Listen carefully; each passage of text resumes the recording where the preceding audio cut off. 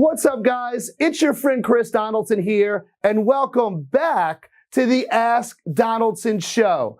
It's episode 10, and actually that's a really good round spot, I suppose, to bring the show back after a 2-year hiatus. Of course, it's no secret we have not been hiding. I've been all over YouTube, podcast, everything I can, our blog to help you guys. But the Ask Donaldson Show, which is all about the real estate exam, we haven't done one now in 2 years. So why are we bringing it back? Well, we're bringing it back for one specific reason, and that is that the real estate exam has changed. And not just in Louisiana, guys. In many states, dozens of states, there have been dramatic changes to the exam. I am watching the statistics of exam pass rates. They're plummeting across the country. And I'm not just talking about our students. In fact, especially not our students. So what I want to share with you is what maybe you don't know about the real estate exam, maybe what your instructor hasn't told you, and I'm going to debrief you and unveil what's different so that you can properly prepare and you can pass that exam the first time. Just in case you're not familiar with me, I've been doing this personally for over 17 years now. It is literally my life's work to dive into, to understand the ins and outs of the real estate exam, really what I call the nerd work, right? I look at every bullet point, every outline piece, everything that you need to know, because if you're going to be successful in real estate, you got to get over this hurdle of the real estate exam. Don't let anybody fool you. It's not a hard test. It's only hard if you're unprepared and if you have bad materials and bad teachers. So what I want from my perspective is to share with you what I know so that you guys can attack the new exam with the proper strategy so that you'll only have to take it once. Because depending on where you are, we're talking about a fee of $80, $90, $100. I don't get a single cent from that. So my goal, sorry testing company, is that you only pay that one time. So here's what you guys need to understand, okay? When you're studying real estate principles, when you're studying the fundamentals, when you're studying the rules and the laws, and you're getting prepared for the test, we're not going to talk about terms and definitions and actual content today. We're going to talk about how they're going to ask you about that content. And that's the importance of the test. So what you need to know is that on the salesperson exam, by the way, brokers, your test is different also. We've got another video where we're going to explain that. So Art, I don't know, on this side or that side, let's link the broker video that we're going to do to explain that one because it's different. This is for the salesperson exam. Well, they're going to ask you two types of questions. So one of the things that students ask all the time is, what are the questions going to be? What am I going to be asked? And I'll tell you the same thing I tell them. If I knew, for instance, Louisiana, the state exam is 80 questions on the national and 55 in the state to 150 questions in a lot of other states. So what that means is if I could just put right here on your desk your 150 questions that you're going to get on the test and the answer key, would you take it? It's not an ethical challenge. You should say, yeah, Chris, I would take it. And if I had that, I would sell it to you. And again, disclaimer, testing company, I don't have it and I'm not selling it. I don't know. So don't contact our lawyers. Here's what I'm getting at. You would have to study really hard to learn those 150 questions and their answers. So there's nothing here that's going to preclude you from having to study. What I want is for you to not waste your time. I don't want you to study the wrong thing, and I don't want you to study the wrong way. So here's what you need to know about the test. On the salesperson's exam, there's two main types of questions that they're going to give you. The first is recall or recognition types of questions. Those are the easy ones.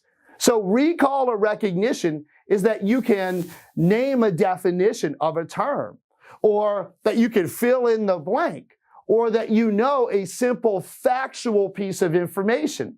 So those are the basics. You get a lot of those when you're dealing with laws and rules, right? what's this law say? Who are the protected classes? What is this type of that? What does this mean? That's recall recognition. That's level 1 when you're going down what's known, true nerd alert, Bloom's taxonomy, nerd alert, of the ability for you to take information and translate it. So being able to just restate it, recall it, that's part of the test. But the second part is application and analysis. And guys, what that means is that not only do you know the concept, but you're able to apply it to a situation or to analyze a situation and come up with the possible best course of action. This is the type of question that is giving persons problems on the test. And the reason for that is simple. It's because now I don't just need to know the definition of real estate. I've got to be able to apply it. I don't just need to know about fair housing. I've got to be able to apply it. Now, that's not necessarily new. New is how much of it you're getting.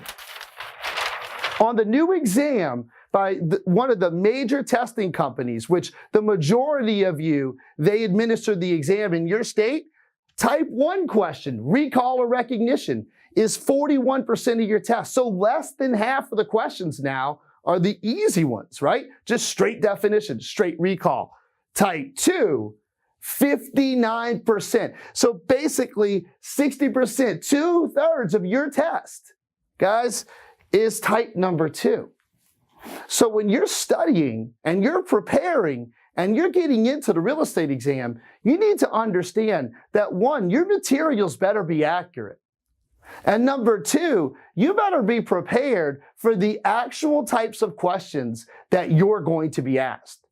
So what I want you guys to understand is this alone, by increasing the number of questions that require you to apply your knowledge, you being the possible test taker, the type of questions being 60% of the exam, basically, that make you go next level, all of a sudden passing rates are in the toilet.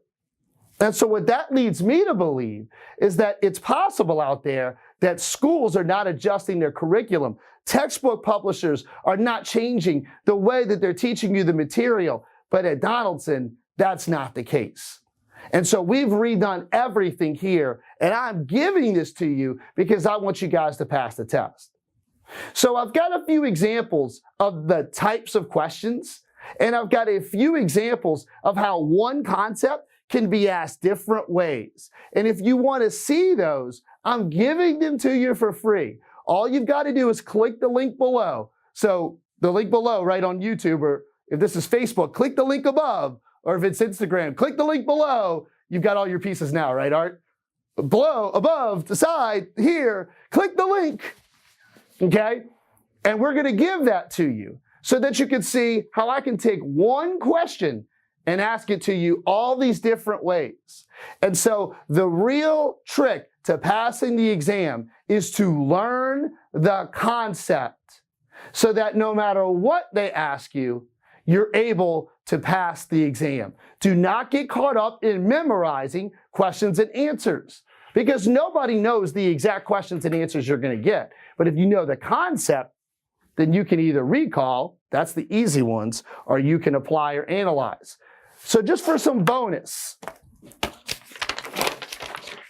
if you click the link here, wherever it is, we're going to give you examples of, like the first one, okay? Recall or recognize. You're going to have questions that are going to be like, what is, where is, which one, what are the main? Like those are the beginnings of those types of questions, right? Really simple, really straightforward. But then when you get to application and analysis, you're going to get, what examples could you find? How would you calculate this math problem? What would you do to solve this? Given the facts of this case, what should you do? That's what you need to be prepared for. Not just, I know the protected classes of fair housing as an example, but a story about a fair housing scenario and then supposed to do, or what your client should do, or what the best course of action is. So you got to take your level of knowledge from 1 and get it down to 2. So guys, let me just tell you, here at Donaldson, if you're not familiar with us and if you're not familiar with me, watch the other 9 episodes of the Ask Donaldson Show. Check out the other episodes of things like office hours and all of the stuff we are giving to you free of charge, because what I want more than anything else is for you guys to pass the test, because you want to sell real estate. You want to be successful. You want to reach that goal. And so this little hurdle that's between where you are and where you want to go, I'm your guy, and I'm going to help you get through it. And so if you click the link below, I'm going to give you example questions so you can see the different types, but also stay engaged, join the email list, check out the podcast, check out office hours. Guys, we've created this whole universe just for you. And hey, we just so happen to have a real estate school on the back end too.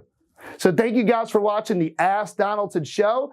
If you have questions, by the way, Q&A, you got a question about a specific concept, a definition, a term, something real estate related that I can answer for you, please email us. And the email address is linked below, but I think ask@donaldsoneducation.com. Ask@donaldsoneducation.com. And maybe on next week's episode, I'll answer your question so you can only take that test one time, baby. That's a wrap.